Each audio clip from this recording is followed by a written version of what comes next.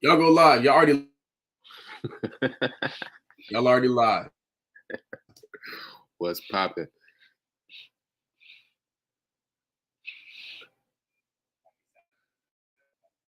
I know we were live. We are live. Good gracious. I know exactly what that's like, man. In the beginning stages. Tweet talk. What's up, YouTube land? Can you hear me, Stan? Yep, loud and clear. Cool. Technology acting up today. Man, tell me about it. Man. I was dealing with the same thing, man. Dealing with the same stuff, man. But we're gonna get through it though. For sure. Okay. Do it. Everything slow. Everything. Whoa.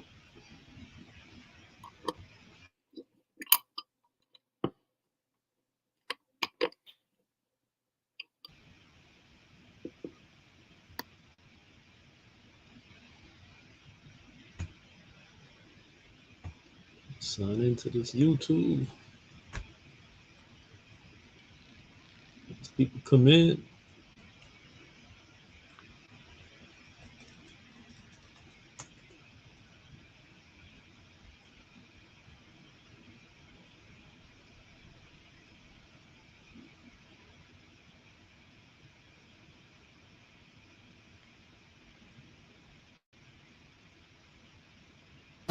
I thought Rafaniel was gonna kick it off, man. I thought you was gonna kick it off. I wasn't sure how long you were gonna take to come back. You want to come back in the middle of stuff.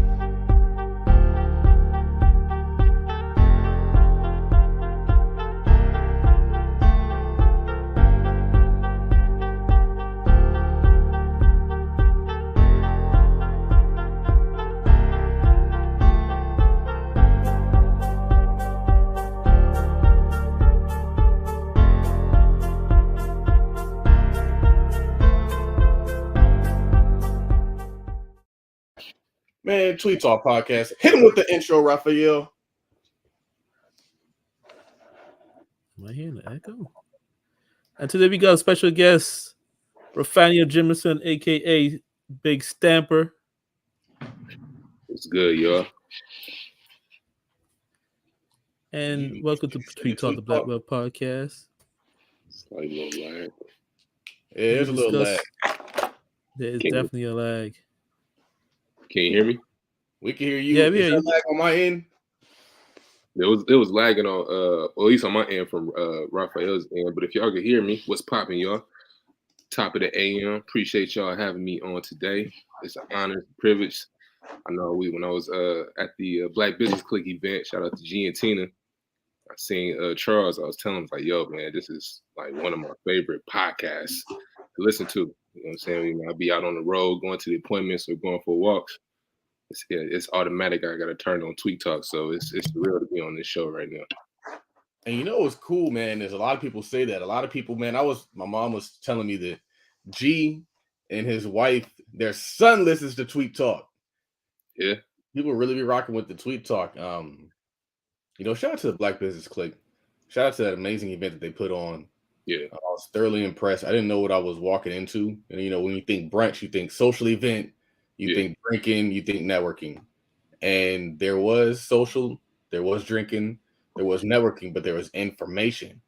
Yeah. And that was the coolest thing, man. It was like a conference and a brunch all merged into one. So you left better. You didn't just leave drunk. Yeah. A few Instagrams. What was also really cool is like a lot of people knew me there, but the people that knew me were the people that were on stage. So the folks that were up there teaching about business credit, the folks that were up there that had presentations, they knew me or they wanted to connect with me and they connected with me after. So very cool experience. One of the things that I know that we need to start doing in the mastermind is working on our pitch and making sure that like we have it down cold. So like anybody can ask what you do and you can say, man, this is me. This is my story. This is what I've helped. This is where you can find me. So I went up on stage. I did everything but tell them where they could find me. I was like, I didn't even tell them where they could find me. Part of it is because I didn't want to steal all the time because I know my mom, she had to talk to, and I knew they were close on time. I didn't even pitch her to find me. So, I'm getting used to getting up in public and speaking.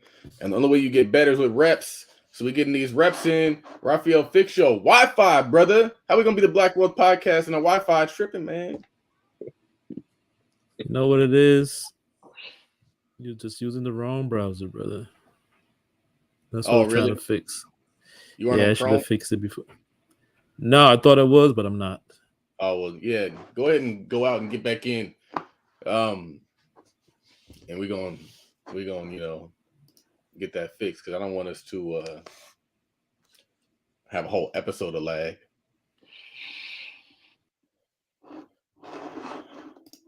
It shouldn't take long. No, we good.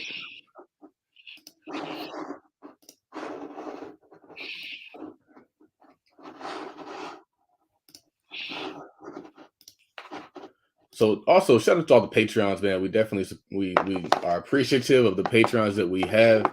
We call y'all millionaires. So all the millionaires who joined the Patreon family, shout out to y'all.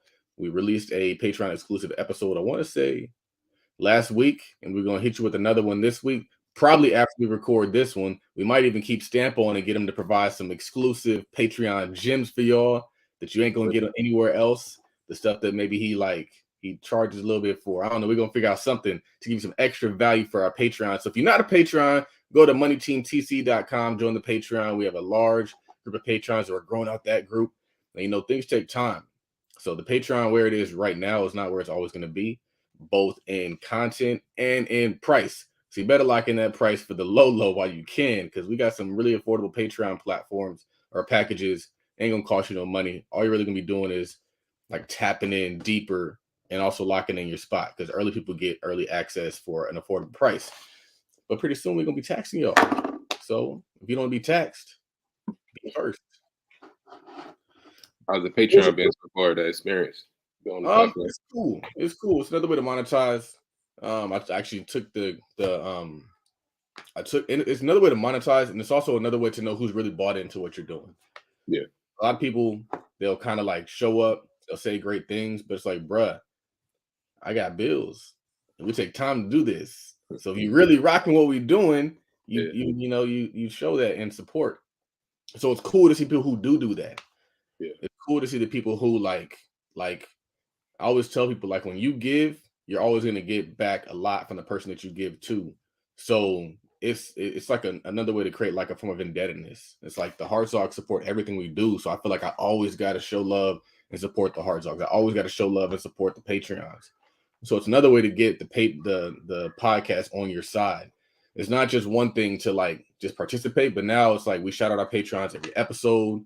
Of course, to give them extra content. We're going to be giving them marketing, advertising space on the podcast. So if they do want to share what they do in their business, they can be getting some sales that way. So I think it's just another way for us to like know that we're not doing this in vain. Know that we're not just doing this for the sake of just saying we're doing it. And it's having a true impact. We got 5 people in the building. Also, shout out to Black Business Click, man. The food was amazing. The crowd was like lit. It was, honestly, I'm gonna say it was more women there than it was dudes. It was about 70% female in the audience. So, brothers, y'all got to step it up. Y'all ain't too cool to learn about business. Yeah. And it wasn't enough of us up there, but baby steps, one step at a time. Yeah. Rafaniel, baby steps. Wi-Fi check 1 2 1 2. Mic check 1 2 1 2. Good, man. We good. We good now? Wi-Fi check. The Wi-Fi is lit. You just got pushed to the bottom, though. I don't even know how to change that. Let me see if I can change that.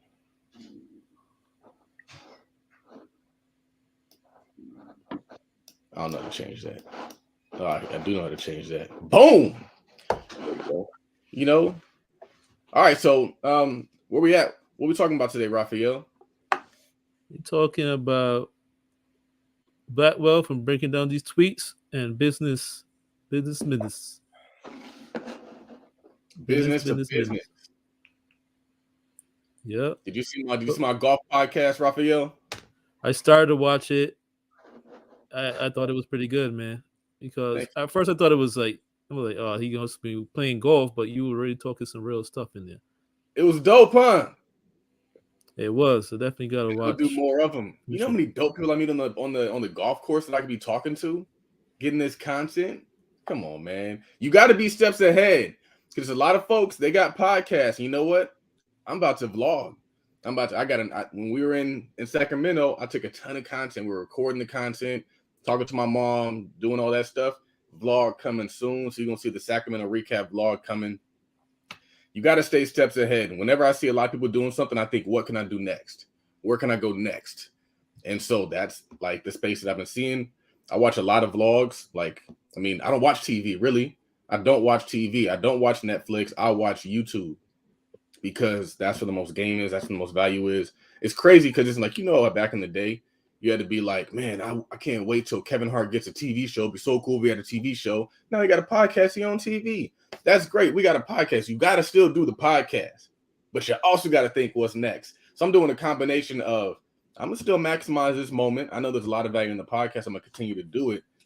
But what else can I add to my arsenal to blow this thing up? So if you didn't check my golf cast, calling it Todd Capital Golf or whatever I called it, that's just beginning. Going back out golfing today. And I might create more content with myself, but it's better when I play with other people and I can talk to them, interview them. But yeah, just add them more. You can't lose with more. Another thing I'll tell you is I met somebody who, one of the dudes who's on stage didn't buy my course. Most people who are impacted by me bought the course. And he was like, we didn't buy the course, but like he's been impacted by like the other things that I've done. So the social media posts, the YouTube, all that stuff. And so I was like, okay, that's cool. And I've seen other people that I've met in person. It's been something different for them. I even met a dude who sent me a screenshot of him trading. He's like, all I do is follow the things you post on Twitter, on Instagram. Like those little infographics, I just follow those. And that's got me where I needed to be. I was like, dang, that's crazy. So that's why the 10X is powerful, man. You never know where you're going to get people. It's not just like, well, I need to get all the Instagram people. No, people are people. Whether they come from TikTok. I met a dude in the airport who only knew me from TikTok. Who would have thought? Wow. I didn't do TikTok like that. He only knew me from TikTok. He works in the airport, pushing right to the front of the line. He's like, man, I love your content. I was like, that's crazy. That is crazy. Rafaniel, you want to tell the folks who you are? 6'3", man. This dude is tall. He's really tall. Do you think he's that tall, Raphael? Nah. Yeah. And also, he kind of has like a humble demeanor online too. So you wouldn't expect him to be like this, like really tall dude. Yeah. You know? Instagram is interesting.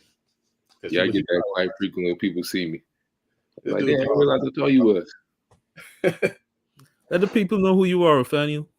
Yeah, of course. My name is Rafaniel Jimerson, owner of Stamper Mobile Notary. We streamline the process of finding notaries for your signings. And also, I am the founder of the Stamping Academy, where I help you use your stamp to make more money. Now, the cool thing about Stamper is he's always been an entrepreneur. So before all this social media stuff, can you tell us about your journey? Yeah, of course. Absolutely. Yeah. So, but before I got into the business, man, I was doing security for about 6 years. Private security, working in the hospital, working at the like college football entertainment events. So if you was at a comedy show, you may have seen me. I might have checked your badge and checked you in, right? Working in a mental health facility. And so my last stop, I was working at this food defense spot. Well, it was an almond company, like Blue Diamond Growers. I don't know if you guys ever heard of them. They make the almonds. So in my last year, man, I had a brother. It was a brother that I was working under. It was a security supervisor. And man, they had all these different departments, right? Whether it was maintenance, whether it was engineering, whether it was in all these other departments. But they placing their main task on him, even though he got his own team to run. Right. So when he started to fall a little behind on not on his task for his team, but on their tasks as well, they started to put his job at risk. So I was like, well, if they doing that to him, it's only a matter of time before they get to me, right? It's only two brothers. I could probably count on one hand how many brothers it was in the company. Right. So I was like, man, I need to find my exit strategy. So I figured, all right, let me start with what I know. I want to start a business. I wasn't going to go to school all over again. That was just out. Wasn't going to do that at all. So I was like, well, let me start a private security company. Maybe I could start with that, start with what I know.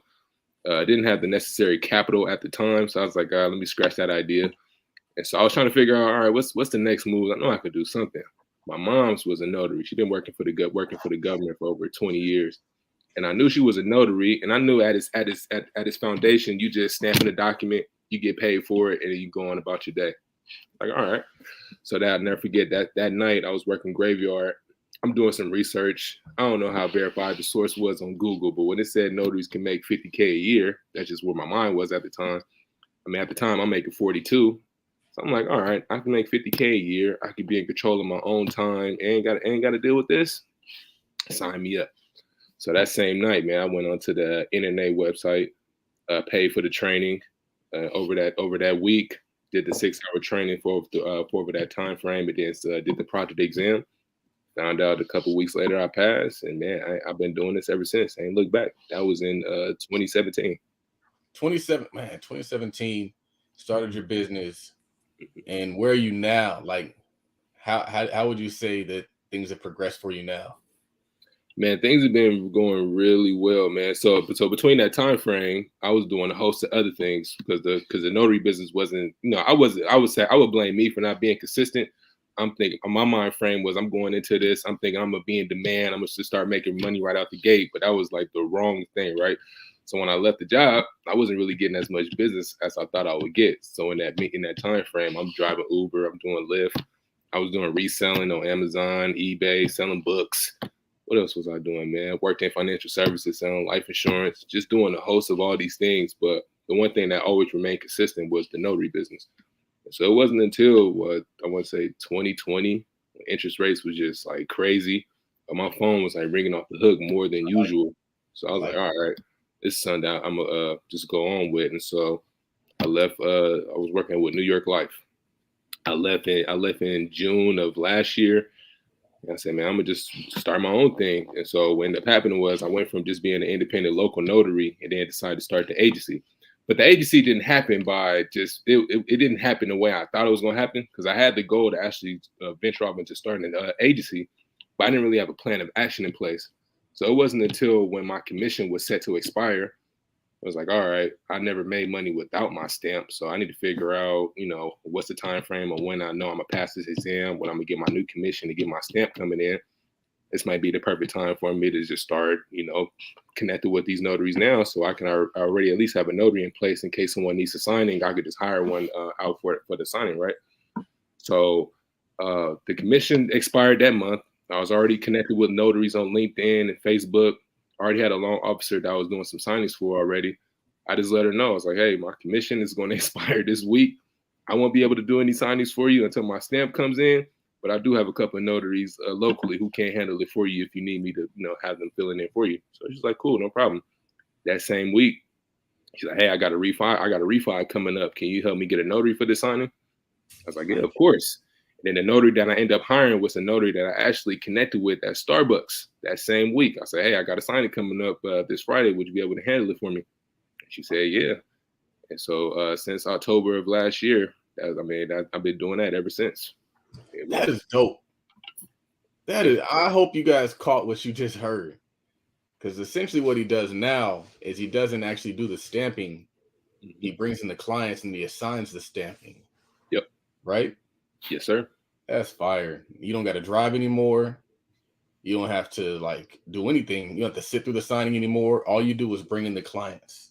Yeah, every now and then I still do the signings. It used to be where I would just do the real estate side first, just doing if you refinancing, take out a home, make line of credit, purchasing, selling. So I do less of those now, but now I do more of like if folks are setting up their living trust, or they need a power of attorney, or they need fingerprinting done, I'll either outsource that. But then for those other signings, I'll do those because they only take 20 to 30 minutes. But I'm not spending an hour or two at a signing anymore like I used to, and driving hours on the road to all these appointments. It's like, nah, I just pretty much just hired subcontract out for those services at this point. So this is super powerful. But one thing, as you were saying this, I was thinking, Rafaniel, I was like, what's fire about us being on the same channel instead of building separate channels is all the content that I've created throughout the week and going to post. It all goes in the same pot. So now Tweet Talks there with the golf podcast, which is also going to be with the vlog I'm about to upload once I actually get a chance to start uploading my content. It's on the same spot. But, man, you guys better be getting some of these gems, because that's the way you want to build a business. He went from being an actual employee to being an employee of his business to now being a boss, where he's delegating out tasks. He's making money from other people's effort and labor. This is where you want to be. Does it make sense financially? Because a lot of people, before they take that leap, they're like, I can't do that because let's say I can make $200 for being a notary, like, and then I go pay somebody else $100. I'm only gonna make $100. Yeah. Like, where's your thought process in regard to that? Because a lot of people, they're like, man, $200, I need that $200. Yeah, but I think it's just about the amount of volume that you get in. So if you're not getting a consistent amount of volume, then yeah, it probably won't make sense. But for me, I mean, I have a few relationships with a few attorneys where, I mean, they sending us consistent business all the time. So for me, it makes sense where I could be like, all right, yeah, I may be getting 200. I'm getting 200 in for this one signing, but I could potentially pay a notary $75 or $100 for it and still end up cool for the week, because I could probably do 2,000, 2,000 for the week, pay 1,000 to the notary, and I pocket 1,000 for myself. And I mean, that's all profit. The only thing I did was just coordinate the play. So, like I said, you want to have the volume. You want to have the volume first. But like I said, if it makes sense for you to outsource here and there, then yeah, do it. But like if you're not doing business like this, you're not doing business. Like, there's a book called The Money Code, or one of these books, and it said it's no secret that Jews don't like to work. So what they do is they develop the system, and they get other people to work the system. So Rafaniel has 2 VAs that are working with his VAs. I'm interested in what they're doing, because you said that they do marketing, and I'm like, how are your VAs doing your marketing? I'm really interested in hearing about that. But like, that's the play. Everybody talks about like plays when like you could just move this here and do this here. No, the play is create a system that generates money and then press go. So you have 2 VAs. One of them's doing marketing. What's the other one doing? So one of them, I had one of them. The first one I brought on, I had her just create graphics for me because I was trying to figure out the mix of what should I have her do. Should I have her do more admin work? Should I have her do more on the social media side? So I had her doing like just graphics, have her like do like 5 or 10 graphics a day. And then now I got her actually just doing my admin work, because that's stuff I absolutely don't want to do at all. I hate admin work. Like I'm cool off of it. So right now I just have her just doing the admin. And then I got another VA brought on just on the emailing side. So we trying to ramp up the cold emailing. So I have her doing that. And then right now I'm trying to get the first one that I brought on, like I said, to do the admin work, and I'm in the process of training her so she can actually be the one to post the signings that we have in the Stamper community, and for her to actually reach out to the notaries and hire them. Yeah, and so I got a chance to talk to Stamp a little bit, and I think that's why I can ask him a little bit more detailed questions, because I'm like, as he was telling me things, I was like, I want to learn more about that. And one of the cool things that he said when we were asking about like how he determines how much they get paid is, a lot of times with VAs, especially when you go to these online websites, they quote you their rate. And what he did is he said, this is how much I'm going to pay you. And they took it because, sometimes folks, they want to like punch higher than their weight class, and they want to charge higher than their charge class. And they just like, they're looking for that windfall. They're looking for like, man, this person over here going to charge me blah, blah, blah. But if I can get somebody to pay me extra, then so be it. But what I like about his strategy is he was a price maker, not a price taker. He said, this is how much I'm going to charge. This is how much I'm going to pay you, not how much do you want to get paid. Because if you ask someone how much they want to get paid, they're going to be like, $1 million. I'm worth $1 million. I'm priceless. Yeah, I know my worth. So how did you get to that point where you're just like, nah, this is what I'm paying you? How'd you pick that number? I mean, pretty much, I just wanted to just dictate the terms from the beginning. Like, I didn't want to position myself where it was like, because honestly, I didn't know what I was doing initially, but I was like, you know what, I'm gonna just learn as I go. So I knew what I wanted to pay the note. I knew what I wanted to pay them for, like the first one for the month, right? So if it was like, I want to pay you $150 for the month or $180, and I just broke that down to how much was that hourly, and then how many hours I needed you for, and then pretty much it was like, all right, this is what I need you to do. This is what it pays. Do you accept it? Yes or no? I was like, yeah, we'll take it. Okay, cool. I'm going to send you over the agreement. Let's get everything signed. And you start Monday, and I'll onboard you, and we're going to get this thing started. For some reason, as Black business owners, I don't know why, but we kind of put ourselves, I do this all the time, put ourselves in like a subservient role where like we're always the taker of prices. We're always the receiver of terms. And so you do have to be the dictator of terms. Like that's how you create wealth in so many different ways, by you dictating things. You dictating how things go, how much you're going to pay somebody, like what's in your budget, not in what they're trying to like get charged. And if they ain't in the budget, they ain't in the budget. But what's cool is you can essentially fit some labor into your budget. So you probably think that you can't afford people. You just got to find the people that you can't afford, and they might not be in America. They might not be in Philippines. They might not come through somebody else's company. So you might not want to use an agency, because if you use an agency, they're going to be spreading it on top of that. Like if you go to like a VA agency, like go direct to the VA, and they're going to be automating a lot of this stuff anyway. Like low key, they just use all the software programs, and they bill you for, sometimes they bill you for 5-10 hours for something they just took an hour to do, 2 hours to do. That's why I fired my VA, because I got hip to the plan. So, you know, all this is great. I know there's a lot of value in here, but you know what people show up to Tweet Talk for, Rafaniel? Yep. And it's funny because Stamp, it's funny that you said what you said, Charles, because Stamp had a tweet about how putting the play together, coordinating the play is a high income skill. It is. Yeah.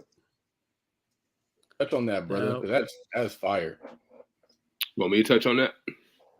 Yeah, man. Tweet Talk. Yeah, absolutely. Yeah, coordinating. Yeah, I definitely believe it's a high income skill, because I mean, just imagine when I was just a mobile notary. It's a cap on how much I can make, really, because I can't go to Arizona and use my California stamp. I can't go to Oregon and use my California stamp. So I'm limited to the region, within my region, whether it's a couple of counties that I'm serving, right? But because I can coordinate the play, I don't have no jurisdictions on where I can operate. So I could have a day where it may be really dry over in my county, right? But I got business coming in from Brooklyn. I got business coming in from New Jersey. I got business coming in from Washington. And so I have the opportunity to make more money by touching these different areas, because I don't have no boundaries. So of course, when I was thinking about that, I had 5 appointments, I think, that day. I think the day when I tweeted that, and it just hit me, because that day I was like, man, I haven't booked anything here locally. But because I have relationships in all these other states and notaries in these other states who could fill in these orders, I mean, I made more just from sitting on the couch than I would from driving to spending 3 or 4 hours on the road going to these appointments and sitting at the table. I got to go to FedEx. You know, the amount of money I made that day, I was like, hey, it's a high income skill to be able to coordinate the play instead of just driving to these appointments all day. So, yeah, that was the inspiration for that tweet. That's a huge bar. Like, that's the goal. Like, the goal is not to be all these things and do all these things. It's to sit down and look at how you can put it together, how you can map it out. The book is called Think and Grow Rich. It's not called Stamp and Grow Rich. Yeah. It's not called Podcast and Grow Rich. It's not called any of these things. It's think. In order for you to put a play together, you got to think. And that's how you grow rich. And in my opinion, richness isn't necessarily like this big pile of money. It's like, bro, like if you can get money for doing nothing, you rich. If you can get money and be somewhere else, in my opinion, you are rich. Like, that is fire to me, because there's folks out there showing up to these places, working all day, staying there all day and making pennies, and you making good money from the couch. Yeah. Like, that's what we should all aspire to be. And I try to explain this to people all the time. Like, the only reason why I was able to do certain things is because I stopped doing certain things. And so when I stopped doing certain things, it allowed me to double down on other things, which then allowed everything to grow. And so one of the things that you got to stop doing is the work. The rich don't work for money. The rich think for money. That means you got to stop doing the actual work. You got to think. And I think it can sometimes be intimidating for us, because, again, we think it's just work the money, then work the money, then work the money. So then we take that same mentality to business, and we're like, I got to hustle business. Like, no, like, business is a thinking man's game. Yeah. Business is a thinking man game. It's a form of chess. So you got to start putting the play together, putting the pieces on the board and play to do what you need them to do. And that's why I admire what his business does so much, because there's a lot of people who are in similar, like, not in a similar business, but in a spot that he was before, where they're like, man, I got to do the taxes. I got to do whatever that might be. And they're not realizing they become a bottleneck on their business. And I tell people, you could bring in 10 times more clients doing 8 times worth of marketing than you would spending 8 hours servicing your client. That's 6-figure business. 6-figure business is when you bring in the business and you do the business. 7-figure business is when you bring in the business and somebody else does the business. That's the difference between 6 and 7 figures. Who's fulfilling the business? Yeah, that's a fact. Yeah, it's and the cool part about it too is like I've been able to like slash down my printing costs, the amount of money I spend on gas, just because again I can pretty much just subcontract out the assignments. Like I said, I mean I used to spend like a couple $100 a month, probably more than that, printing out documents and spending hundreds of dollars on gas to go into these appointments, to where now, like I said, I may do a couple appointments a week, but for the most part, I'm outsourcing everything else. And then the only thing they need to do, the notary, just check in with me, just let me know that the assignment has been completed. Okay, great. Send over the invoice. I make sure you get paid in 15 to 30 days. Another thing that I'll say that's important is, and we talked about this on the golf podcast, and I think Rafaniel is going to mention it, and we'll probably go into deeper detail when he does, is he's going business to business, not business to consumer. So he's going directly to law firms. Yeah. He's not searching the internet for people who want a notary. He's going to the source and saying, I already know you need notaries, so when those people walk in, call me. That's another very important principle as business owners, which I think we sometimes as African Americans don't understand, is the concept of building a business that serves other businesses. Why? Because those businesses are incentivized to spend money. If you are contacting an attorney, that notary is a larger part of what they're billing for. Mm-hmm. You fit into the piece, so they are spending that money anyway.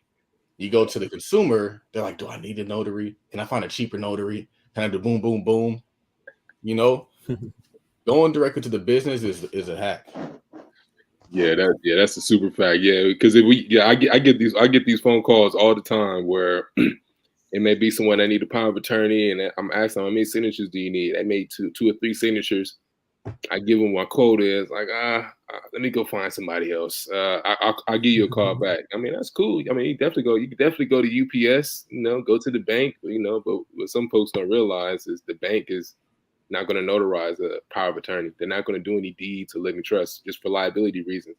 Even UPS, they're not going to do those as well, right? So, but like I said, working B2B, like I said, they always, like I said, where they got clients coming in, they need a medical authorization form. We need that notarized.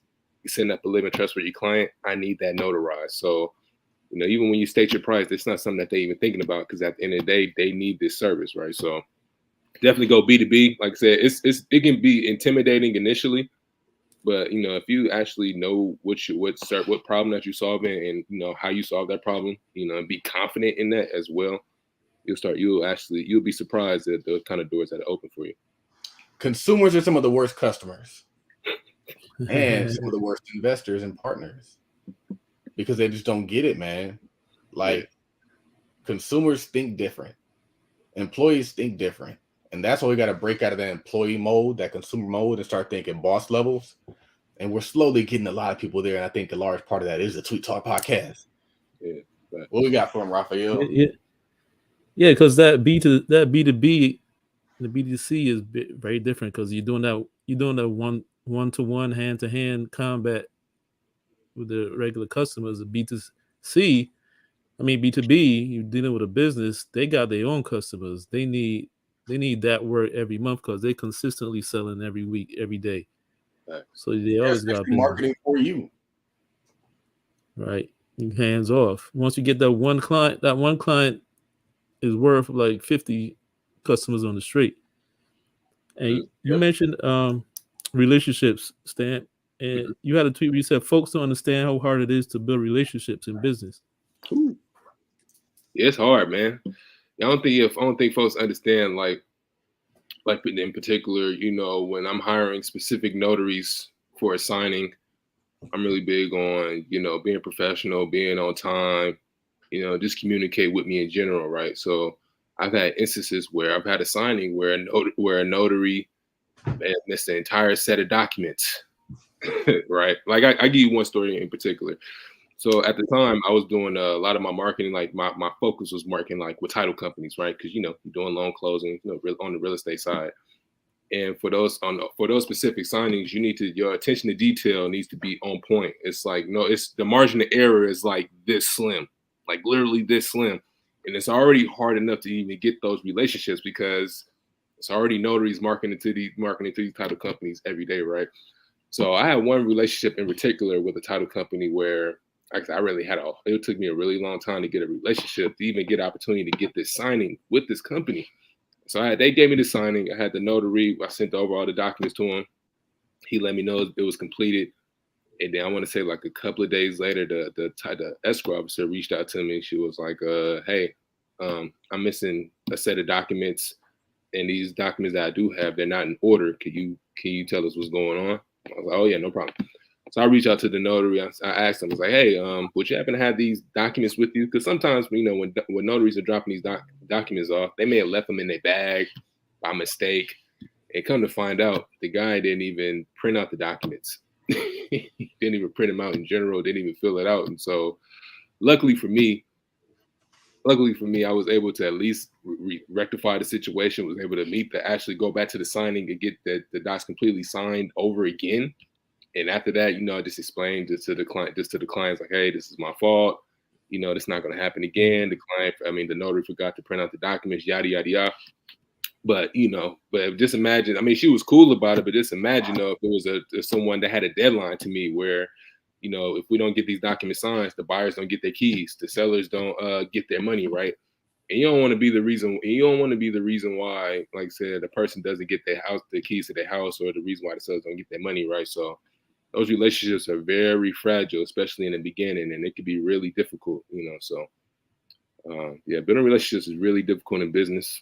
It's not something I don't take lightly at all. That's why I strive to provide the best service possible, to stay in constant communication with the client, and to pretty much just do whatever I can to preserve that relationship. That's cool because you took the responsibility for it and said that's my fault instead of just blaming it on the other guy. Yeah, it's key. Especially in my line of work. I'm really big on just, what, I'm not finna, because when you play the blame game, then it's like, all right, we'll see what kind of guy you are. We'll pass you this one opportunity, but we ain't gonna reach out to you again. And for me, it's like the money is cool, but I'm of the belief that the relationship is the real currency. Because if I got the relationship with you, you're gonna continue to feed me business moving forward, especially if I'm doing a great job for you. But if I'm the kind of person where, I get one signing for you and it doesn't go the way I expected it, and then you don't pay me the fee that I think I deserve, and I give you a hard time about it, they're gonna be like, all right, cool, we'll pay you a fee, we'll never call you again. I was like, nah, I want your business. I always want your business moving forward. If I got to take a slight L on this signing, it's like, okay, cool, I'll take that, because I know the next one is gonna double back to me anyway, right? So yeah, the relationship is the real currency. Like I need all the relationships I can get so I can continue to get that business moving forward. That's like one of the themes of this show. We always talk about like relationships over money. Yeah. And the reason is because like over the long term, the relationship is going to yield you more money than the money that you think you're going to get in that moment. Yeah. And so I think that's powerful because especially when you're going B2B, it is a relationship game. Yeah. Like B2C, less personal. Like, all right, I need to engage with you at volume.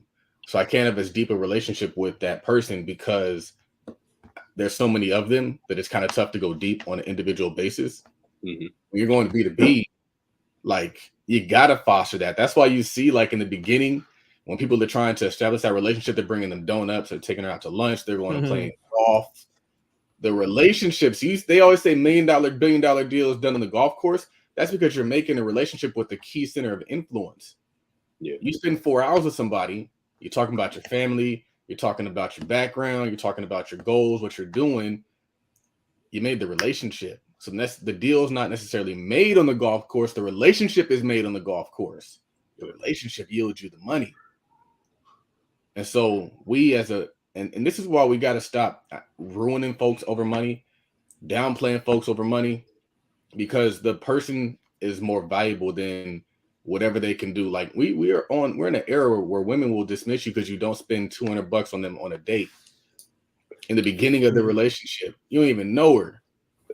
Imagine if people who are married, I guarantee most of the people who are married on this timeline, It didn't start like that. No, It didn't start like that. But now that woman gets whatever the hell she wants, and she lives however the hell she wants, and she's been on multiple, she's been on trips, she's bought and gotten this, gotten that. Because the relationship is more than the money. And so when you meet a girl and she's really down for you, that builds the bond. And that bond yields way more than a $200 meal. Yeah. Folks out here selling out folks for a $200 meal, discounting somebody over a $200 meal because they wouldn't pay for their friends when their friend showed up to a date that wasn't supposed to be for the friend. You got to recondition our mind, man. The people are more important than that immediate buck. That immediate buck is fleeting. Yeah, that's a wild conversation on Twitter. I've always seen that conversation down the timeline. It's like yeah, I don't understand that. I mean, for me, I'm married, so yeah, I always when I pay attention to them comments, like, yeah, man, the dating game must suck out there for a lot of y'all because I'm not paying. Because they're delusional, man. They ain't doing that. They don't even know what they're doing. And a lot of it is just a flex for their friends. A lot of it is just like, my friend had this cool date experience, therefore that's my expectation now. And if you aren't giving me a way to flex for my friends, then I don't need you. Right. It's like, he could just be like a good person who has good intentions. You out here, the dude giving you the expensive date, he hit it, and now he gone. At least you got a date. Rafaniel, what do you say, man? Then you left crying. But wait, Steph, you kind of touched on this before, but explain to people that don't understand the mobile notary, like what is the mobile notary business is, and like why would somebody call the Stampo notary business and pay them $100 to notarize a document instead of going to the local bank for free? Yeah, that's a great question. No, that's a great question. The notary public, I mean, at its foundation, pretty much you're just an impartial. So you're a professional witness to an official document, right? So if I need let's say if I sign a private business arrangement, like I had a client one time where he had a buddy of his was going to loan him, he was going to loan his buddy $40,000. So and then in exchange for that $40,000, he was going to give him the rights to his boat. So, right, I need to get this document. I want this to be official. So in case, you default on my money, I want to be able to have this document with state that was notarized that this is official, right? So like I said, as a mobile notary, you just an official witness to a document, right? And the reason why you're going to pay a mobile notary as opposed to probably going to a bank is, I give you a great example. I had a client that was in Oregon. She needed to go, she had a son or her boyfriend's son who was in jail and his car was impounded. And she needed to drive from Oregon all the way down to Palm Springs to get the guy's son's car out of the impound. So you're on a deadline, right? Cars, if your car is impounded, you're being charged by the day, especially in a tow yard. So by the time you get out there, it's probably going to be probably $1,000 too before you get that car out. So you don't have time to sit around and go to a bank, to get this notarized, right? You need this document taken care of like immediately. So by the time you get down to Palm Springs, I got the document notarized. I got everything I need. I can get this car out, right? Another situation, I may have a loved one that's bedridden. They may be dealing with the sickness. They may be in a nursing home, right? And I need to have someone to be, and they need to have someone that's in charge of their financial and medical decisions, or, to be able to pay for that care, right? If they can't get out of bed, I'm really going to force them to get out of bed to go to the bank to get this notarized when I could just pay a notary, probably $100 or probably even less than $100 just for them to come by to the nursing home just to fill out the document, get my right thumbprint in the journal, and be on about my day. Which one makes sense, right? So that's the reason why you don't call a mobile notary. It's pretty much for the convenience. So because again, folks don't want to drive to you. Like, they much rather you come to them so they can get whatever they need to get handled and go on about their day. So that's why you'll pay for a mobile notary. Yeah, because and plus banks don't notarize everything. But I kept seeing people hating and saying like, these people out here lying to y'all, talking about we could charge $100 for this when people go to the bank for free. They're lying. They're just trying to sell courses. Yeah, what's funny about that comment? That was I think one of my peers, Jay, posted that. It's like, oh, you can't get away with that in North Carolina, or you can't do this in such and such states. Now, granted, there are some states out there where here in California, there's no cap on what we can charge for a travel fee. I can charge $100 to travel to you if I wanted to. Is that ethical? No, I'm not gonna charge $100 to actually travel to you, but I can do that though, right? But if I was in Maryland or Nevada, I can only charge you I think I can only charge like a certain percentage per mile, right? So for those notaries out there that's in those states where it's a cap on their travel fee, yeah, they're gonna feel some type of way. They're gonna be like, oh no, I can't do that.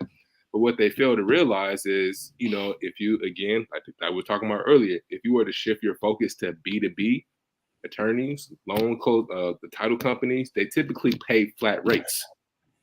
So if I'm getting paid, so if I'm working with a B2B and I know that a flat rate is $150 up to $200 per signing, I'm not worrying about my travel fee because I know I'm getting paid a flat rate every single time, right? And so, again, those people, some of them, they've been in the business for a while, but, they're not willing to, take the training, whether it's going into Stamping Academy, whether it's going to the Notary Business School to actually learn the game so they actually can charge what they're worth, right?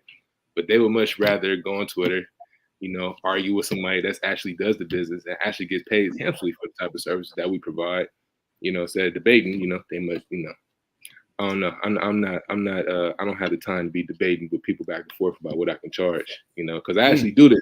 Like I do this every day, and I know people that actually do this. And even in those states where it's a limit on your travel fee, I know some notaries that do really well for themselves is because they focus more on the B2B side as opposed to just as opposed to the business to consumer. So what's the gem from that? Because what I take from that is everybody got an opinion, man. Everybody can tell you what you can't do and what's not possible. Yeah, they're gonna try. Yeah, and one of the worst things you could do is listen to them. Facts. Especially since people are already doing it. They say you can't do this, but people are already doing it. Yeah, that's what I don't understand. Like, yeah, I don't understand how you could fix your list and say no, you can't do that. Well, how would you know if you've never done it? But those same people actually double back and DM you and ask you, how do you do it? That's the funny part. Like they say, nah, you can't do that. You can't travel. You can't charge us for a travel fee. You can't get away from this in this state. And then we have somebody actually break it down to you as to how you can actually do this. Those same people will DM you and ask you, man, what can I do to do that? What can I do to get into that space? Hey, market B2B. I always tell people all the time, like, yo, market to the attorneys. Like, yeah, on the real estate side, yeah, it could be, up and down, as far as the market goes. But attorneys, they always need documents notarized. They always need documents notarized at the end of the day. So if you connect with them, like you will continue, you will get good business, but you just got to see it through. Poor people special in the word can't.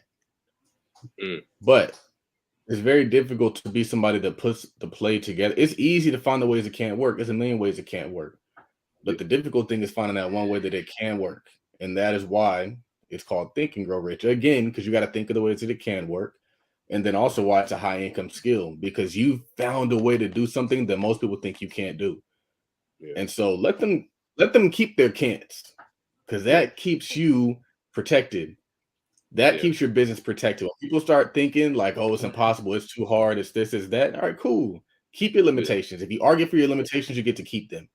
They can keep them, but you don't have to. And this is not just relevant to Stamp. This is relevant to anybody who's doing anything in business where it's folks showing up that you can't do it.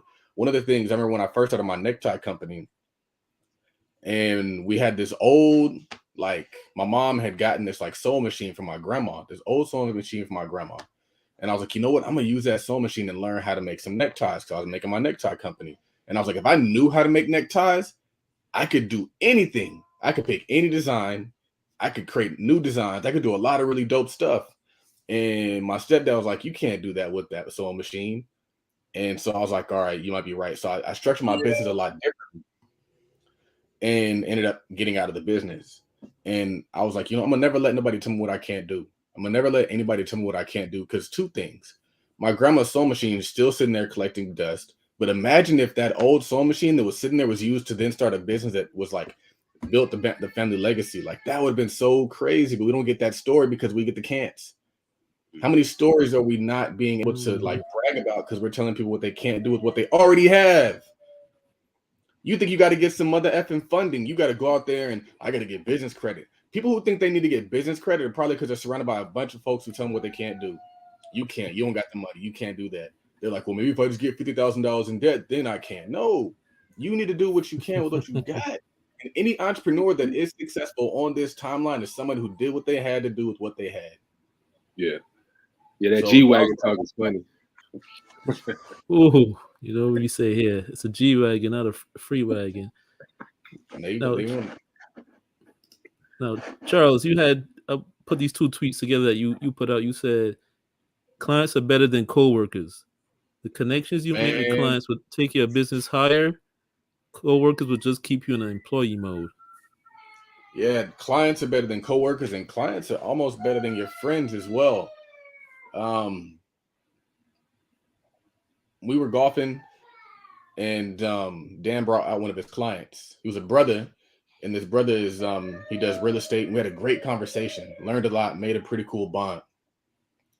And it was his client. But the thing is when you get clients, they tend to kind of lock in with what you do for a living. Whereas your friends, they lock in on maybe the social aspect of your life. And then what you do for a living is kind of like, all right, that's cool. It's like, whatever. We just talk about that to kind of like get back to talking about bullshit. When you have clients, our relationship is based off of what really matters. And once you get to a certain age, what really matters is business. Business makes everything possible. Your career makes everything possible. And so I found that your clients are going to have a relationship that's going to be more beneficial to you and your family than your friends. So much so that you might need to cut off your friends, because your friends going to have you out here doing brunch that's not a productive brunch. Your friends going to have you out here buying sections. Ain't no value in those sections. Your clients are going to take you to the next level. And the same thing is true with your coworkers. Like coworkers, they just be BSing. They leave work. They want to stop working, so they go to get drinks after work. There's no productivity. There's no planning. I've tried to do ventures with people that I've worked with and never worked. I was like, man, we're going to start a firm. Hey, we're going to do this. Nothing ever panned out because there's still 100% employee mindset. And so a lot of times there's a tweet and it said like, a client will become your friend faster than your friend will become a client. And so that relationship it's just more beneficial.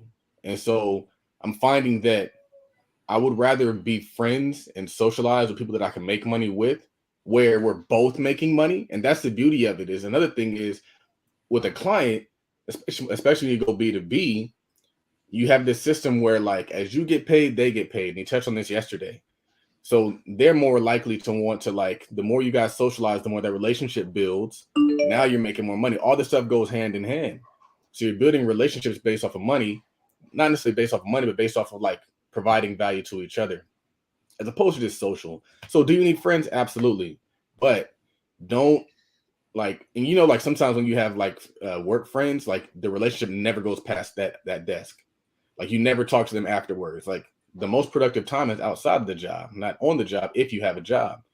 And so now we're not even really being productive outside of the job. We're just kind of like working to get to the paycheck. And I've also seen situations where you have these great friends when you're working, and then let's say like either you leave or they leave, and like nothing ever comes of it. Like you never really are like the same thing. So like this person you talk to every single day when you're working, when you leave the job, you never talk to them again like that. It's like that was kind of a waste. Like I didn't even get any true value out of that. So that was just the tweet and the thought. And then Dan, he liked it because it's true. Like, though people that he brings out, it's a dope relationship, but it also is going to make everybody a bunch of money. So I want the friendships that's going to make me a bunch of money. It's like they said, if your circle's not discussing stocks, real estate, crypto, all that stuff, you need a new circle. And that circle might be your clients. Yeah, I think that's a really dope tweet. Yeah, man, I've had the opportunity to like even notaries that I've hired for my signings. I mean, we've even turned that into like with like for Tierra, for example. I hired her for a signing. Yeah, I got connected with her. I want to say probably at the top of the year for a signing, but we ended up connected on a different level. She ended up buying one of my courses. Buying one of the courses ended up turning into we doing podcasts with each other, right? And then we got other different bitches going on. So I could definitely relate with you as far as, my friends, they don't do what I do, right? So our conversations is mostly about, when we get together to go to the bar, when we gonna go hoop it up a bit, but other notaries I've done business with, it's more about like, look, when's the next signing coming up? All right, what podcast can we do? What kind of project or venture can we put together and put out, right? So yeah, I can definitely relate. And clients will put food on your kid's table. Facts. Feed your fam. So that brings it all to this tweet that you had, Charles. You said golfing is expensive, but so is going out to the club and getting sections every week.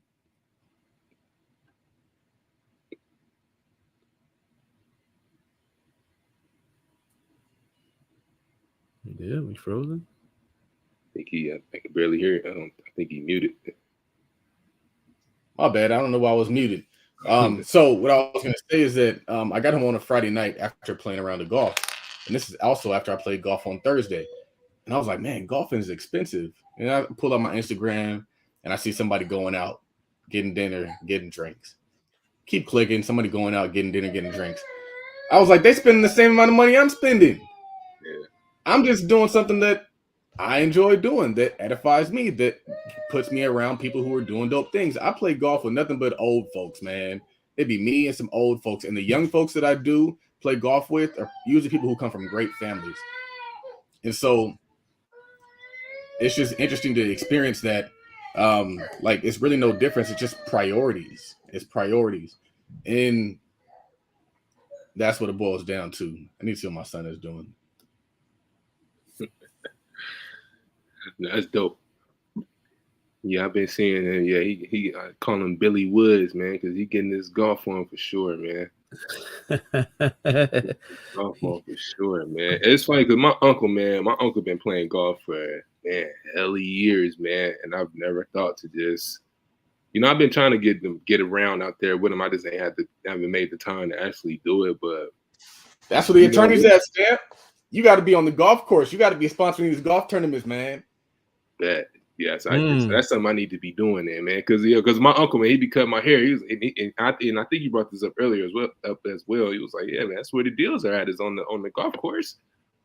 On the golf course, I was like, maybe something I need to get into, man. Because we got a couple of spots out here on the golf course. I just ain't did it because I'm a hooper, man. So I've been playing ball all my life. So when you come to golf, it's like it's not my speed, but but maybe something I need to actually get into, man.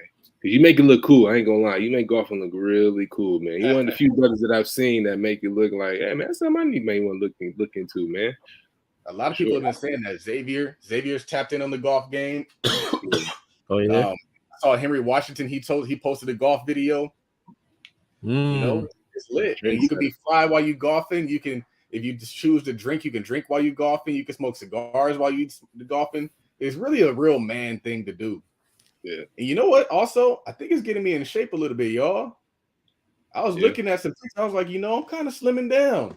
I'm getting darker, but I'm slimming down. But you know what? One thing I'll tell you guys about getting darker is when you're not constantly trying to fit into a white space, you don't care that you're getting darker. Yeah. I'm getting dark. I don't give a F because I don't feel like I got to make myself whiter to be accepted. Yeah. I'm just like, I'm getting darker for sure. Like, you could like it or you could love it. I don't care. It don't make me no difference. I'm not over here like, I'm getting too dark and my boss is light skinned and white. Like, because your boss might be white. In corporate America, what's interesting? Can I tell you guys, I have this thought a lot. How, like, if you look at, like, history, a lot of, like, the first blacks were, like, the black folks who were just passing as white. And so it's like we always celebrate, like, oh, this is the first black person to do this. And you look at the picture, I was like, I didn't even know he was black. Yeah. He damn near white. I was like, is that really a black accomplishment? Or is that just like a hybrid accomplishment? And I'm not saying that to be like bad. I think about that sometimes because it's like, is it really an accomplishment that happened? And is it repeatable? Because a lot of those accomplishments are just like the first black person to get access to a white space, the first black person to do whatever, instead of like the first black person to build something for black folks. And when you build something for black folks, you tend to be black. Yeah. But if you like, so we got to be careful what they dictate as an accomplishment. Like, is an accomplishment the fact that I got into the MLB, or is the accomplishment the fact that I built the Negro leagues? And they'll make you think that access to their spaces is an accomplishment when the building of your own league is the better accomplishment, in my opinion, for long-lasting wealth. And so we've been sold this dream that, like, in order for us to accomplish things, we have to get access to their spaces. And so now we're constantly seeking access, constantly seeking validation, not realizing that like we're diminishing ourselves the more that we do that. And so independence is key. That's one of the things he talked about. Like, it's not just about wealth, it's about independence. A lot of gyms were dropped yesterday. Like, speaking of, like, on the golf game, like from a mental aspect, is it like on that same level of like chess in a sense? To a certain extent, yeah, I would say so. You got a certain shot set up, different shots, certain courses played differently. It's part thinking, but it also is part like skill. There's a lot of elements to a golf swing that I'm still tweaking. And with golf, for the most part, like with your irons and with your wedges and with your putter, it's easy. But man, getting your golf swing dialed in for that driver. Most people don't hit the driver because the driver is a very difficult shot to hit. So if y'all see me post a video and the driver goes straight, y'all don't appreciate how difficult that is to accomplish. Getting a straight driver is hard, and you won't appreciate it until you go out there and you try it.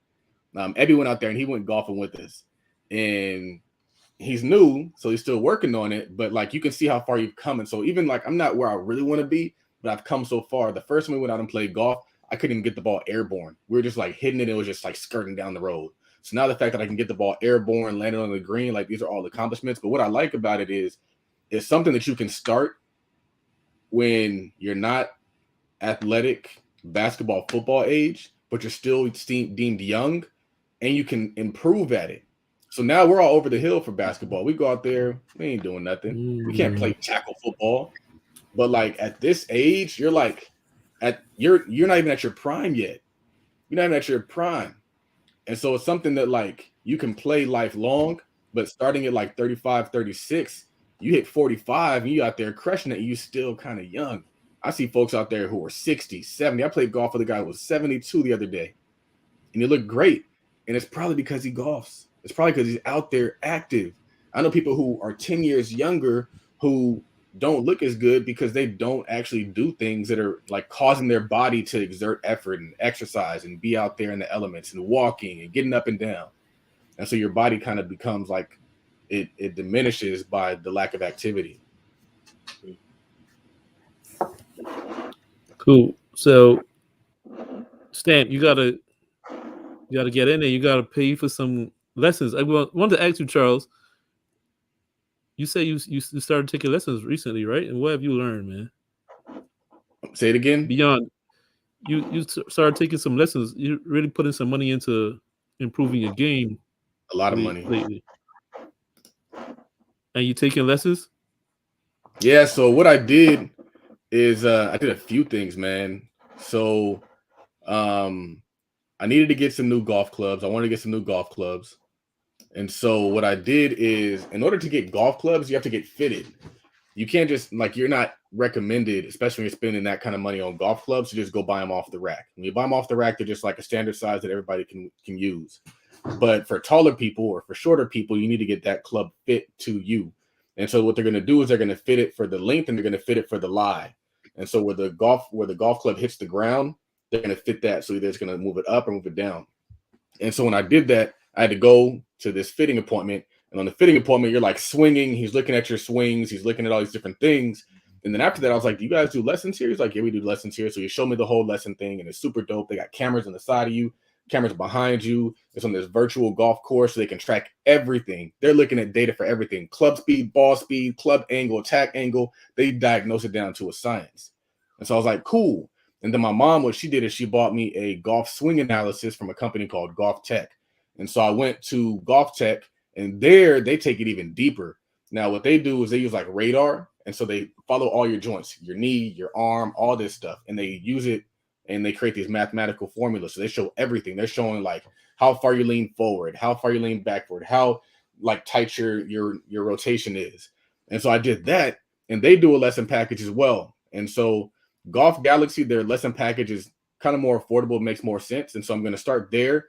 I already have my first lesson, going back to my next lesson this Thursday. And then after I do my 10 lessons with Golf Galaxy, what I'm going to do is I'm going to go to Golf Tech, and I'm going to do their program because they're a little bit more advanced. So I'm going to get everything I need to get out of Golf Galaxy. And I'm going to get everything I need to get out of Golf Tech. And then I did order my new irons. Those new irons cost $1,200. Not cheap, but they're great clubs. And looking forward to it, man. Golfing is an expensive sport, but so is traveling, so is taking trips. I know folks who spend $1,200 on a flight to go to Tulum. So $1,200 for some golf clubs, flight for Tulum, you know. But we're still gonna be taking a trip. We're going to Hawaii for my wife's birthday in September, so that should be fun. But yeah, that's what I've been doing, investing in my craft. You know, try to go pro. You know, interestingly enough, there's this thing called the PGA. And so what you can do is if you get your score low enough and you become good enough, you can become PGA certified. So you don't necessarily compete on tour, but what you do is you can compete in like local tournaments, and you can also like qualify to teach this stuff. If you decide to go that route. So I do kind of want to go like towards PGA levels. You don't have to be like a scratch golfer or like be a golfer that shoots consistently under par. Really, in order to go pro, your score has to be like between like I think 0 and 6 strokes above par. So that's what it takes. And so if I can get there, yeah, I would like to do that. I don't know if I'm not going to be competing on tour or anything like that, but I can at least aspire to be certified through the PGA. That's dope, bro. Which is common. It's more common than you think. It's more common than you think. I was also thinking about getting a part-time job on a golf course. I can be around it more. So if you get like a part-time job on a golf course, what happens is it's like 6 hours a week. And you just spend time at a golf course. I'm at a golf course anyway. And so that'd be cool. I get to meet more people. I get to talk to more people. And then you get access to the range for free. You can play golf for free whenever you want. And you can take people out with you so you can play as many rounds as you want per week. And that's why a lot of people do it, is so they can get the free golf. And so I was telling my mom, like, I think I want to get a job at a golf course. And she was like, you don't need a job at a golf course because blah, blah, blah. Sometimes your moms can derail your parents too, y'all, even if she's a dope mom. So I was like, you just got to do it. And so it sounds crazy. It really sounds crazy. But think about it. I'm going to spend 6 hours in the golf cart. I can do business in the golf cart anyway. You can literally be on your phone, doing what you got to do, checking in people, talking into people. I'm getting a job at a golf course, y'all. You work to learn. I'm not going there for money. I'm going there for access. Unlimited access to a golf course, man. Yes. Infiltration at its finest. And Stam, you had a tweet where you said notaries leave money on the table by not investing in training. Yeah, man. Oh man, that's a bar. Yeah, a lot of notaries leave money on the table. So typically, how it goes, you go through the process. You go through the training. You know your laws, everything. You pass the exam. You get your stamp. You get your commission. You take the oath. And then after that, it's like, all right, what's next? Right. And, you know, like I said, it's a lot of training programs out here available for you so you can actually know how to actually do these documents. And what will happen is a lot of notaries, what they'll do, they get all that stuff, you know, sign up with these signing services for notary directories, and they won't do no training. Like they won't do any mock training. They won't reach out to anyone to say, hey, I would like to get some pointers on how to do the specific signing. Could you help me out? Like they don't do none of that. Like they'll just sign up. They'll wait for a signing to come in, right? And then when the signing does come, you know, when they do get a signing, they'll actually go to the signing table. They don't know how to fill out the documents. They don't know how to explain the purpose of the documents. They don't know where to fill it out at. They don't know how to actually have the signers fill out the documents. So what happens after that is when they go to the signing, then they're in a situation to where they have the client reaching out to them. It's like, hey, these documents were rejected because you didn't place your stamp in a specific area. You didn't have me initial here in a specific spot on the power of attorney. And now I can't get my money out the bank because you did this wrong. Right now I want my money back. So I've been in situations like that, right? So you can leave a lot of money on the table by not just investing in the training itself, so you can actually know what the hell you're doing, right? So yeah, that's what that's what inspired the tweet. I did a podcast with the good brother Robert Morris, the notary guy, and we was having a conversation about that just on the real estate side. So yeah, investing in training is like, it's really worth it. I always recommend, like, if you're going to do on the real estate side, I recommend that you at least do like 5 mock signings first. So yeah, at least have an idea of what to do when you get to the signing table and actually how to articulate the documents, as opposed to just YOLOing it, just guessing, you know, just hoping for the best. Because like I said, it's really like, I mean, first impressions is really everything. Because, you know, I want to be able to use you again, because it's really hard to find good notaries for signings. Like, it's really difficult. Like, it's really difficult to find notaries to actually know what they're doing. So if I hire you for a signing and you don't know what the hell you're doing, You know, I can't lose the client relationship based on you not willing to invest in yourself for the training and you not knowing what you're supposed to do at the end of the day. So I much rather go to someone who was willing to invest the money in themselves for the training, so they were prepared for that moment, as opposed to somebody to say, "Well, I'm just here. I got my commission. I'm gonna just sign these documents. I get paid. And I'm going on about my day." So take the time, invest in training, whether it's even if you don't want to do any paid training, go on YouTube, spend an hour or two just knowing how to fill out the documents itself, so you know what you're doing once you get to the signing table. I think that goes for a lot of different stuff too. Like people trying to build these businesses just by the seat of their pants. Yeah, it don't work like that. Instead of spending $197 for the options course, so you know what you're doing, right, or what have you, just trying to figure stuff out. Right. I don't need Charles. I'll figure it out myself. $5,000 in the hole and don't know what they're doing. It's like, nah. I like I said, like first impressions are everything within business. So if it's like I said, if it's like my first time getting this signing and they're trusting me to, you know, do everything the right way, I want to do it the way it's supposed to be done because I want to continue to earn their business moving forward. Like it goes back to, like I said, like the relationship is the real currency. Like the money, that's like a byproduct, right? But I want the relationship, because if I got the relationship and you trust me, right? And you trust that, you know, I'm gonna follow the instructions. I'm gonna do everything to the T. You know, when the next time around when you hire me for a signing, you ain't gonna have no second thoughts about it, because you know what you know what to expect when you're working with me, right? But because, you know, I've done the training, I've had so many transactions, I've had so many situations when I've been at the signing table. I know what I'm doing, you know, as opposed to someone who ain't done this before and they're not willing to, you know, reach out to someone that actually done it before, right? So yeah, you leave a lot of money on the table by not just investing in training or just asking questions in general. Now, this next tweet you had sounded like it came straight from Charles. It said the cost of not having products and services is too high. Ooh, yeah. I think I did take that from Charles. I had to borrow his bars real quick, but no, it's a fact. Coming into this, I want to say, well, actually, before coming into the mastermind, like I had some services. Like I was pretty much one dimensional, really. I just did real estate. I just did the loan closing side. And then, like I said, when he came into the mastermind, you know, when he pushed us, you know, to put out that $1 digital product, and I think I told him about this yesterday. You know, and I was thinking about it, all the product since that time, all the courses or products that I put out, and it's the multiple ways I've been able to generate revenue just from putting those things out. It just made me think, like, man, how much money did I leave on the table by not, you know, promoting or creating products or things of that nature before I got to this point, right? So that's what I think, that's what inspired that tweet. Just, you know, just looking back at my catalog of things that I put out, you know, services that I do have, and you know, what was the cost, you know, the opportunity cost, right, for me not putting these things out, and what kind of money, the amount of money I've left on the table. Products, man. I was watching. What was I watching? I was watching that Kanye West interview, and he was being interviewed by Breakfast Club, and see, the guy was like, "Man, you always talking about money. Why are you talking about money?" And Kanye was like, "Because you need product." And I was like, I was trying to tag Rafaniel in that post. I was like, it's so funny that he said that. Because you did. Like, oh, I did. Yeah, a lot of this, like, I saw it. I was talking to this brother at the event yesterday, and I want to say that the conversation we always start thinking it's like you invest your way to riches. We think for some reason there's a misconception that you think that since rich people invest, that you invest to get rich, when that's not the case. It's not the case. You would think it's the case, but it's not the case. The case is you build a business. But the thing is, for the business, it's not just the building of a business, it's that you have to sell things.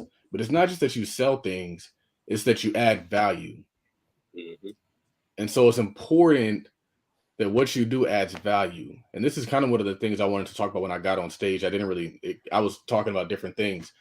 But like the reason why we won is because we give more value than we charge in cost. And so a lot of people are like high ticket, because they're thinking about them. They're thinking about how much money they can make. Stop thinking about how much money you can make and start thinking about how much money your client can make. How much money can my client make? That's where you start. The client making money, the client getting it done faster and easier, the client have a better experience, and then work backwards. Because if you can add so much value to your client that them paying you money makes too much sense, now you just got to multiply that. Now you got a bunch of money coming in because you should be doing this in a way that makes profit for you. This is why I like digital products, because digital products is a built-in profit. So now you do that at scale. Now you make so much money that your living expenses are taken care of. Now you have an excess. Now you invest that excess. Now you create wealth. And so you create the business gives you money to invest. The investing creates the wealth, and therefore you become rich. But a lot of us are trying to just skip right to rich. A lot of us are just trying to skip right to like investing. It's kind of like if people think that like if a dog wears a collar, that makes it a dog. Like, no, it wears a collar because it is a dog. So you can't just go put a collar on and be a dog. But that's what we do with investing. We're like, I'm an investor. I'm an investor. Like, no, you broke. You ain't an investor. You need to start a business.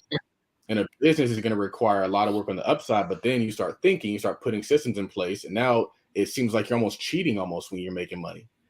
So it's like whatever that might look like, create the business, create the systems create you the money allows you to be an investor. But it all starts with products, and the products have to be value driven. Always value driven.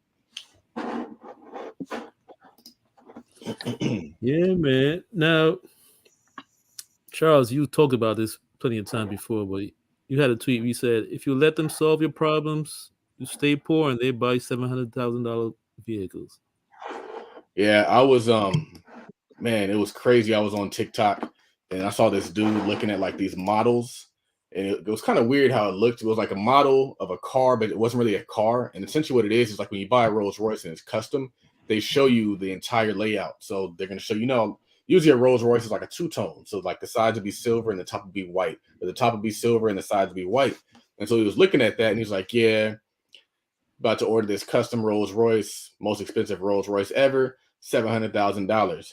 He's like, but I'm not worried about that. The note's going to be $7,000 a month, which is one of the things that I tell people to look at. Don't look at the cost of the item, look at the cost per month, and then look at the cash flow you have to cover the cost. And that's what he did. Is his next statement was, I'm not worried about the cost of this at $7,000 a month, even though it's a $700,000 vehicle, because he has Section 8 rentals. And I was like, who usually rents Section 8 rentals? African-American people. And so it's something that it was like an illustration of what I'm talking about the entire time is you allow people to solve your problems, they get rich and you stay poor. If you solve your problems, you get rich and your community grows richer. And so we need to focus on being the problem solvers, not the solution takers or the solution beggars. And a lot of times we're very good at identifying a problem. A lot of times we're very good at advertising a problem, putting a problem on a poster, putting a problem on a ballot, putting our problems on to Joe Biden. I don't want Joe Biden to solve my problems, even if he could. Even if Joe Biden can solve your problems, I don't want him to. Why? I want to solve that problem. Because I solve the problem, I get the bread. If I figure out how to get student loans out of here, I get the bread. That's what the girl did, student loan doctor did. She figured out how to get student loans out of the way for folks. She gets rich. Even if they can solve your problems, you don't want their solution. Why do you think China doesn't want American products in their country? China will sell their products to our country, but they don't allow our software, our companies to function in theirs. That is how they get richer and we get poorer, because we get their solutions. They don't take their solutions. They want to solve them for themselves. And so like, if that is anything, that's probably the most insightful thing I've ever thought about. It's like, even if they can, don't let them. Even if they can give you affordable housing, don't let them. Build your own affordable housing. We don't want your solution. We got it. We don't want your help. We got it. I got it over here. Because at the core of a business is a problem that has been solved. Your business is successful because you solve problems. My business is successful because I solve problems. People with small money want to make large money. Most people have small money. They don't know how they're going to make money in the stock market. Here are stock options that allow you to amplify your small money into larger money. So you don't have to wait until you get $10,000, $20,000, $100,000 to invest in the stock market. You can take advantage of that same stock market now. Is the risk associated with it? Yes. But is the payoff there potentially? Absolutely. And so that was just insightful. I never thought about it like that, because we sit around and we vote these politicians in and they still don't do anything for you. Joe Biden has done more for Ukraine than for Black people. And quite honestly, if we keeping it 100, when Barack Obama was in office, it was a similar concept. We got him into office. We celebrated him getting into office. And 8 years later, nothing ever improved. More improved for Black folks under Trump. Everything that you're seeing right now, this is all new. Yeah. This whole conversation around group economics, working together, that came from Trump. Yeah. Why? Because we had to figure out how to solve our own problems because we thought we didn't have an ally in the office because that's what it was marketed to us. Yeah. Although he did do a lot of things for Black folks. That's not going to be shown or disclosed, but the real gem here is solve your own problems, be your own boss, be the best. Because for you going off and doing it on your own, you're so much further ahead than if you would have stayed at that job hoping that they promote you, that they put you up, that they put you in position. And that's why I was talking to my mom about this because we were like, my birthday's coming up, and I was like, I got to go to the doctor. I was showing up like this little mark that I have on my leg. I don't know where it came from. She's like, you need to go to the doctor. And I was like, you know what? I am going to go to the doctor. But I was like, it's crazy because this is the first time in my life that I've really ever had good insurance on purpose. And it's because I'm paying for it out of pocket through my business. And so I was like, I can't show up to this event and not wear the brand. The brand keeping me healthy. The brand doing everything. So Ralph Lauren ain't making me healthy. Ralph Lauren ain't doing any of the things for me. So if I'm showing up to a business event, you're going to know that this is my business and this is what I do. And I don't care if it's on a t-shirt. I don't care what it looks like. I need to make sure I'm showing up for my brand first. And so I thought that was just interesting. But if y'all don't take nothing else from this, man, I think that was probably, I never even thought of it like that. Because it's always like an either or. It's like either we solve our problems or Joe Biden solves our problems. Let's wait and see what happens. Like, no, even if he can, man. And so that's what I saw is because this dude's making money through Section 8 housing. We live in that Section 8 housing and we're thinking we're getting the win. Folks get Section 8 and they think they win. And they're like, bro, I got Section 8. It's free. What you talking about? And then what happens is they stay smaller because they can't necessarily grow, which impacts their community. And so now by not growing to solve our problems, we shrink to get their solutions, which then causes them to shrink their kids, which then causes them to it creates this perpetuation of us getting smaller and them getting larger. Right. Where the hell is Rafaniel? No, you was talking that talk. I'm with you. I'm with that. With you 100%. Yeah. You do better trying to solve your own problems. Yeah. I'm not waiting for anybody to save me at this point. Because truth be told, whoever we had in office, who's really put themselves out there to actually help solve our problems in our community. And I can't name one person. Like we've had people that have been propped up to be that, that savior, in a sense, but in reality, that's never been the case. The way that the government works is they can't really do things just to solve Black people problems. Mm-hmm. So I was listening to a podcast and it was Don Peoples, and he was talking about how he wanted to raise a fund that was specifically aimed at helping Black folks. Yeah. And they're like, oh, you can't say that. You can't say Black folks on purpose. You got to use emerging entrepreneurs. And it can't just be men. It has to be like everybody. So you have to include everybody because that's the way the government works. The government can't show favoritism. They have to be completely unbiased. They can't be against you, but they also can't be for you. So when Kamala Harris came on there and she said, like, I'm not going to do anything that specifically helps Black people only, that's because she can't. The government can't do those things. So the government can't even do the things that you really need them to do. Yeah. The only people that can do those things is private citizens, because private citizens have the ability in the moment to kind of show some sort of a bias. And so like, that's why a lot of intelligent communities go private. They would rather have a private school than a public school because they can push their agenda. They can teach their kids what they want with their own private money. So instead of using tax dollars, like if you go into these communities and these wealthy communities, they got private security, they got private schools, they got private doctors. When I was working in the family office, he had a concierge doctor, was a private doctor. He wasn't going to sit in Kaiser. He's too rich for that. He got his own doctor. He got his own private doctor. And that's where you got to aspire to be, is where you control it with your money, because you're already contributing your money anyway. Where the heck is Rafaniel at, man? What's next for you, brother?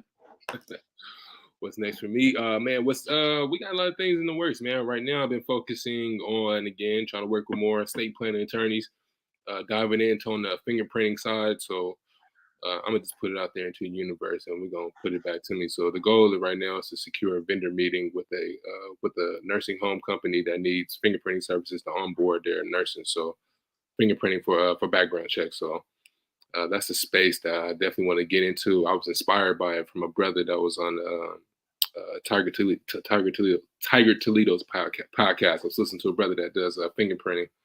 I didn't know you can do you can secure vendor agreements for that type of service. So again, that's another B2B service, something I want to lock in. One thing that I've learned over this period as an entrepreneur is, I want predictable, and you need predictable income. You need more predictability in our line of work. So that's what I'm striving for. And of course, we continue to grow the Stamping Academy. If you haven't enrolled, if you're a notary watching this, you need to enroll in the Stamping Academy. We got over 10 plus hours of pre-recorded sessions on whether you want a apostille business or whether you want to book more loan closings. You want to learn how to launch your own notary agency. You want to learn how to work with estate planning attorneys. You want to learn how to review these documents, how to market yourself. If you want to learn how to create your own digital product, we have that as well. Whether you want to create an ebook, whether you want to create a course, I think we all have we have something unique to bring to the table. It's a matter of just being confident in yourself and putting it out there. I want to be able to, and I've done this already, be able to bring on more instructors. So I want to be able to, again, back away. I much rather be behind the scenes, to be quite honest with you, sort of like for example, like All Money In, right? We know Nip is the face. We know Nip is the face of All Money In, right? But behind that, you got Black Sam, you got Adam, right? Fats. You had all these people that's behind the scenes that was doing the work, right? I want to be sort of like the Black Sam of Stamper Notary, Stamping Academy. So you don't even see me, but I got other people I'm putting in position to actually they get this information out there and adding value to the people as well. So that's what we got cooking up. So we got a lot in the works. That's dope, man. How did your mind get this way in business? Because I think that's the way that you want. I think that's so dope because that's the way you want to be, where you kind of are behind the scenes. I always tell people like you want to be the platform, not necessarily the celebrity performing on the platform, and that's where you're moving towards. So like, how did you get to this point, man? To be honest, man, I wouldn't be able to track it. I think a lot of it is like listening to Tweet Talk podcast, listening to a lot of you. Like, bro, I really listen to a lot of your content. So it's like I really got to highlight you. Like you really inspiration like behind a lot of what I do. So it didn't mean just naturally like I'm not a really person I want to be out front anyway. But for the purpose of my business, I'm gonna do what I got to do, right? But yeah, I much rather be behind the scenes because I think that's where the real money is made anyway. Is being behind the scenes, as we've seen with like for example, like we got a sitcom or a movie, right? Like, yeah, you got the actors that's playing the specific roles, right? But they're not the ones making the money. It's the executive producer. It's the one that's putting the money up behind the movie. That's the one that's making the most money, right? So, like I said, I've always wanted to be that person that's behind the scenes. I don't want to be out front. I much rather be the one that's coordinating everything and putting the pieces together so everyone can eat, right? So, yeah, I think that's a common misconception among successful people is like, or people who perceive people as successful, is they think that like, you're supposed to be out there extroverted on the stage doing all those different things. And so when people meet me in person, they're like, you aren't all those things. Like you don't talk much. You kind of stay to yourself. And it's like, I'm not necessarily in a good place because I'm out there. I'm in a good place because I think a lot and I read a lot and I listen a lot and I strategize a lot. And so people will meet you in person and like, man, you're not extroverted. You're not like blah, blah, blah. Like, how are you able to do something? It's like, because I just think. Yeah. And so like, I think that is the power and understanding as a community that like, you do need folks who aren't on stage because a lot of times we only really see somebody who's quote successful unless they are on stage, but we think that they're successful because they're on somebody else's platform. So you're going to see Kevin Hart, you're going to see all these different people.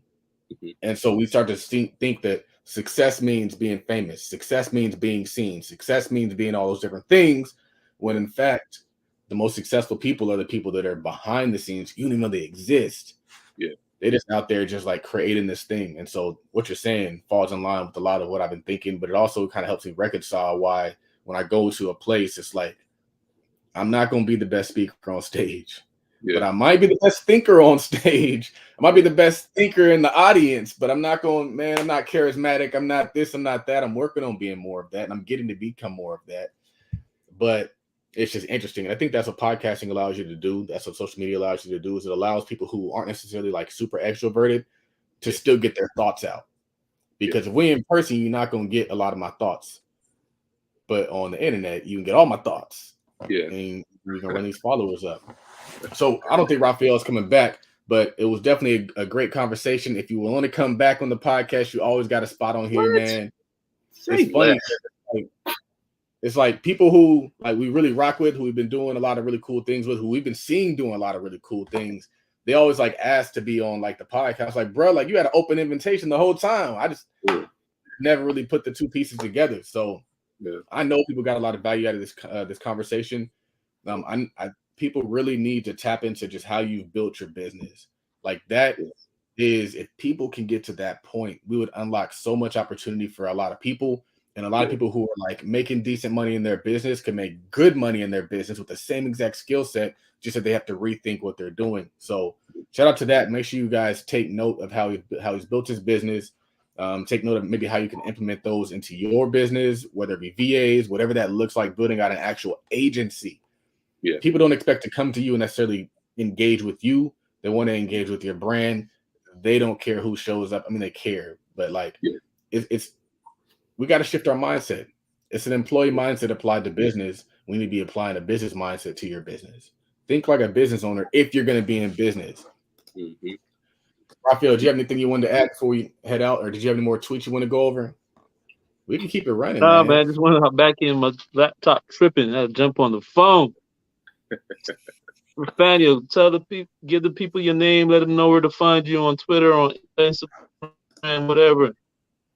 And let them know you got a course. Yeah, off top. Yeah, y'all can the Rafaniel, you can catch me on Instagram. I'm really on damn near every platform, to be honest, these days. You can catch me on Instagram. Make sure you follow Rafaniel, Rafanyo. Also follow the Stampin' Academy. We on Instagram as well. Stamper Notary on Twitter and Stamper Notary on TikTok as well. If y'all got any questions about starting your notary agency, just getting into the business in general, shoot me a quick DM. I'm not the funny acting type. I pretty much respond to pretty much a large majority of everyone that does reach out to me. Make sure y'all tap in with the Stampin' Academy. Again, we got 10 plus hours of pre-recorded sessions on how to launch your notary agency, how to market to estate planning attorneys, estate planning document reviews. If you want to get into the loan closing side, I'll show you how to build referral partnerships within that industry. If you want to create your first digital product,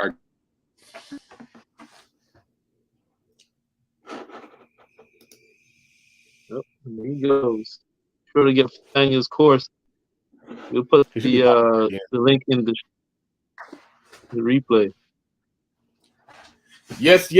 You definitely gonna have all the links for his information inside the show notes. He just probably dropped on his phone too. Can y'all hear me? Hey, my phone had died. No, my laptop died. My bad, y'all. Yeah, like I was saying, yeah, make sure y'all tap in with the Stampin' Academy. We do weekly live classes. You get access to the resources. You get access to me. Again, I'm always make myself available in case you have any questions or any concerns about the courses. And then if you do tap in with the Stampin' Academy, you will get an exclusive invite to the Stamper community. So you'll have the opportunity to learn. Oh, no, excuse me. You'll have the opportunity to earn while you learn, all right? The great thing about the Stamper community is just not myself that's posting upcoming and available assignments in the group. I actually have students themselves that are actually passing signings in the group as well to other notaries. So I like to look at it as the Amazon market, as the Amazon of the notary game. It's a marketplace for all notaries to come through. If you need to get some work, if you've been reaching out to these specific companies and no one's getting back to you, tap in with the Stamper community. I always encourage notaries to network with each other, because if the clients are not calling you, guess who they calling? Right. So make sure y'all tap in. Link in the link will be in the show notes. Make sure y'all tap in with me. And if you're also a notary that's looking to get some business, make sure you tap in with the Stamper community. We are on Facebook. Dope. Man, shout out 24/7 Watches. I see you rocking that, Rafaniel. Yep, for sure. I love it, man. It's so crazy. I would just tell you guys, man, the world needs your value more than your job needs your value. It's just amazing. I mean, 24/7 Watches, I created her LLC. She's a part of the community. Rafaniel, we've helped him. Rafaniel, we've helped him. Every time we go in the world, we find people that we've helped. And to me, that's worth more than any paycheck. To me, that's worth more than any raise, any promotion, where they can't see me. I got to stay small. I got to stay invisible. I knew that, like, I needed to I was telling somebody, he was like, man, how'd you get into this space? And I was like, I used to work in private banking. I was a financial advisor, and all my clients were white folks. And I was like, I needed to figure out a way to like turn my people into my clients. And like, I felt like that's my natural market is my people. Those are going to be the people that are going to gravitate towards me. And if I stay in you guys' space, I'm never going to get there. I'm only going to become more of a pawn within you guys' system.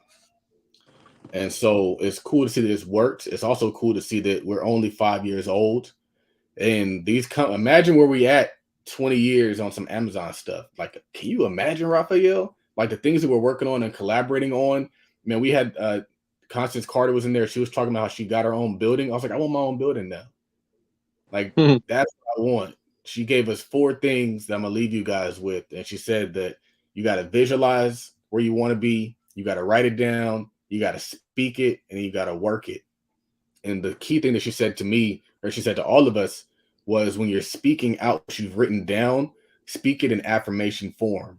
So speak it as though you already have it. So we have these affirmations, and I always try to find good affirmations. I always try to find good information, but like that gave me permission to make my goals my affirmations. And so like that was really powerful to me. Hopefully you guys get some value from that statement. And we're going to get this building. We're going to have Rafaniel. He have his own office in there. You know, we're building everything, and everybody comes when we build. And you know what's going to happen crazy when we build these things? Other folks going to do the same thing. They be like, I could do that too. I can make that pop too. And they're going to mess around and just have this amazing Black wealth renaissance that we've been seeing that we can't let die just because we got a different person in office. We still got to continue the same energy. We still got to grow the same energy, and we can't let it stop. Just because people think that we got a reprieve. So take us out, Rafaniel. Yep. Be sure to follow us. In fact, first of all, if you watch this on YouTube, for sure, subscribe to the YouTube. Be sure to follow us on Twitter at TweetTalkPod, at TweetTalkPod. Follow myself on Twitter at WorkMoneyLife. Follow Charles on Twitter at RealToddBillion. Follow us on Instagram at Tweet Talk Podcast.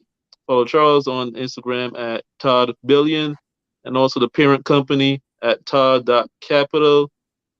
And we're gonna leave you for one last tweet from our guest.